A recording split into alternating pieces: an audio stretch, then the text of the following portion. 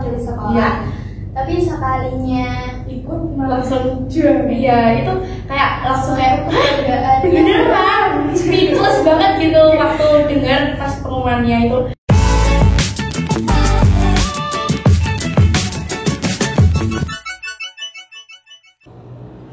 Hai Sobat Smartma, kembali lagi di studio podcast Smartma Berkelas.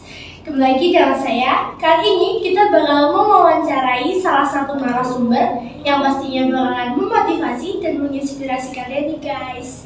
Ada Kak Sabita, Kak Danisha, dan Kak Elvira. halo. Oke, kita bakalan gali lebih dalam lagi tentang siapa sih mereka ini dalam episode Bipres, Bincang-Bincang Prestasi.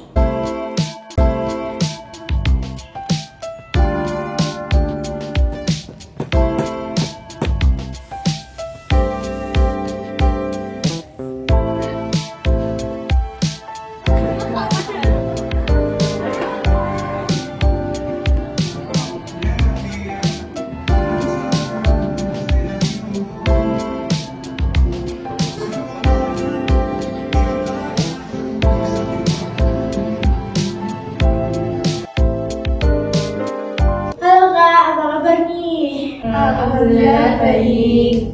Oke, kakak-kakak ini kan sudah mewakili Sparkma untuk menjuarai Innotek di SMA 1 Maksudani.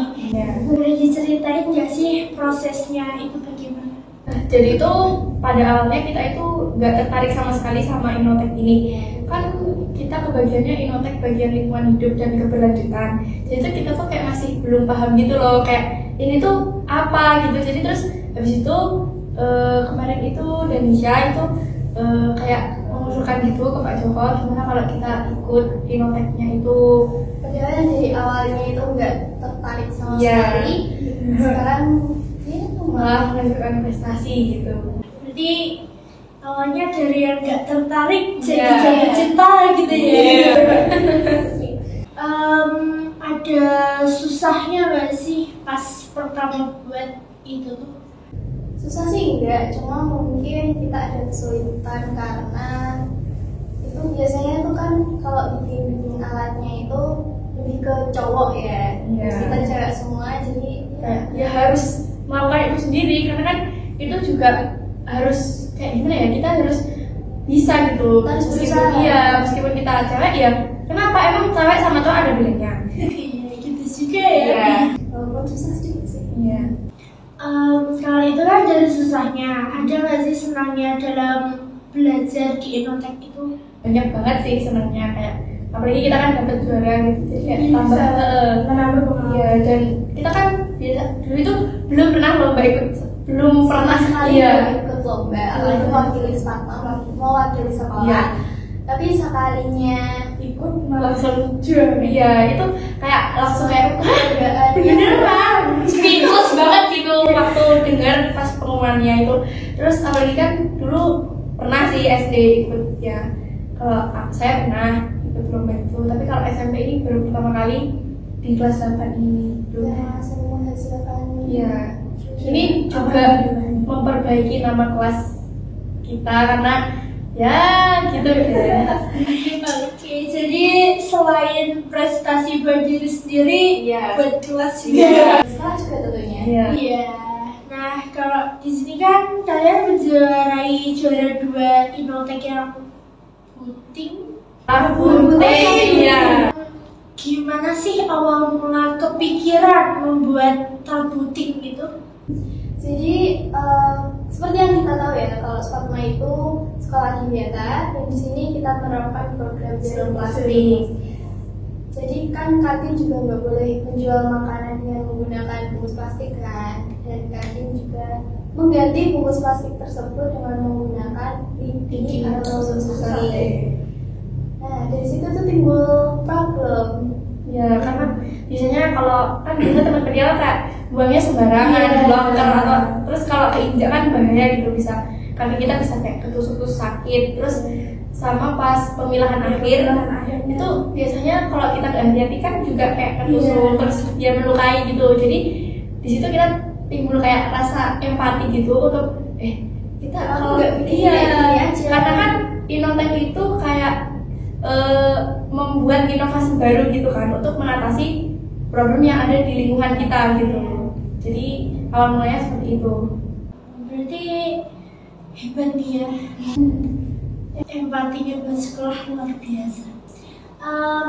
Terus gimana sih rasanya pas maju ke semasa buat nunjukin karyanya itu?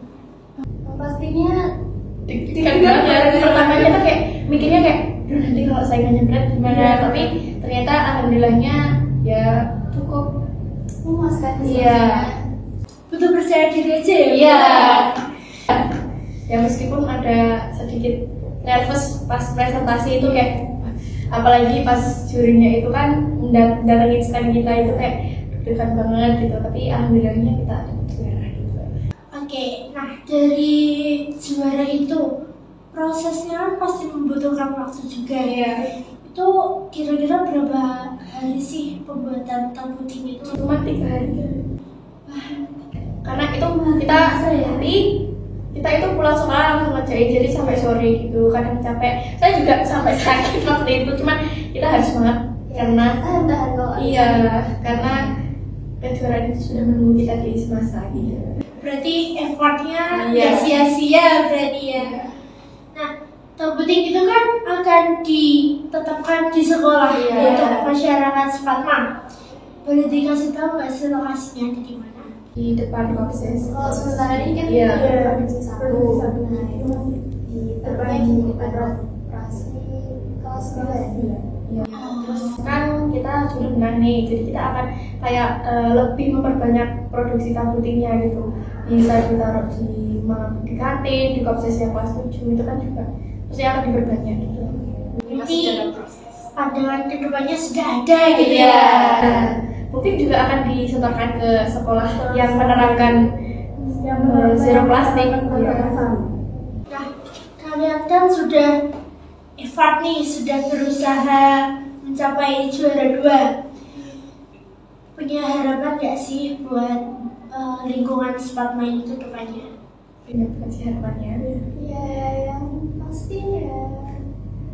Yang pasti teman-teman itu pada buang sampah di sama kata itu di tableting gitu, biar nggak kayak gimana ya, kayak kita itu lebih memudahkan dalam memilahnya gitu. Terus kan juga demi keamanan kita sendiri gitu, kita harus punya kesadaran sendiri.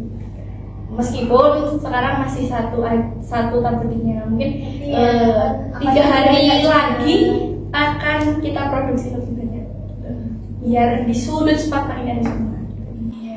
Biar lebih bersih juga Iya. ya tempatnya. Dan itu kalian kan pasti punya prinsip masing-masing nih.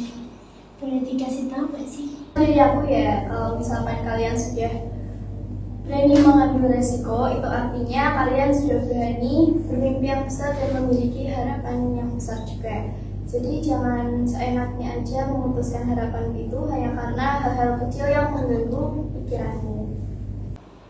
Kalau Kak Indonesia? Aku sih jadikan ucapan atau ujian dari orang lain sebagai motivasi untuk diri kita supaya bisa lebih maju.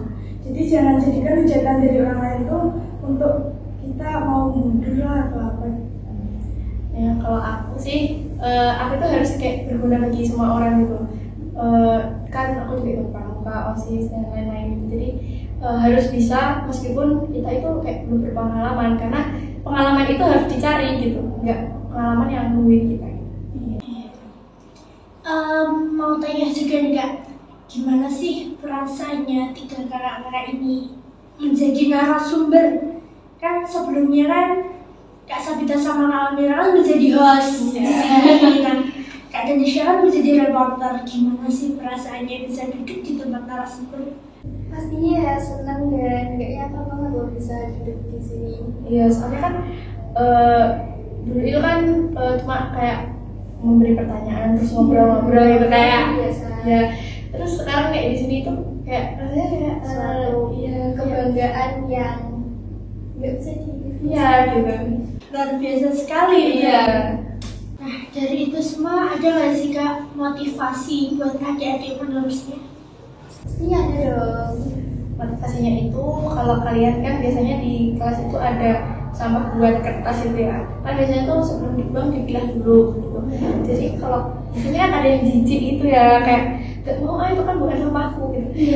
Kita itu harus berani kotor demi kebaikan kita gitu loh. Jadi kalau emang kamunya itu pengen berubah jadi baik, ya usah ada kata kayak kotor itu, jadi dihilangkan sebisanya gitu. Karena kita kalau misalkan lingkungan yang bersih itu juga Bikin hati kita nyaman gitu, belajarnya juga nyaman, konsentrasinya juga. bersihnya bukan cuma di luar tapi juga di dalam. Iya. Jadi harus benar-benar berani sama kotor gitu ya. Peduli lingkungannya juga, karena kan itu juga Bukan kebaikan ya. sendiri. Lagi pula kalau tangan kita kotor habis memilah sampah kan juga bisa dicuci pakai sabun. Soalnya kan di sekolah juga sudah disediakan wastafel kan. Iya, banyak juga. Iya. Sampai sini saja perbincangan kita dengan kakak-kakak ketiga ini. Terima kasih kakak sudah hadir di sini. Makasih juga sudah diundang di sini. Sampai jumpa di episode podcast selanjutnya. See you.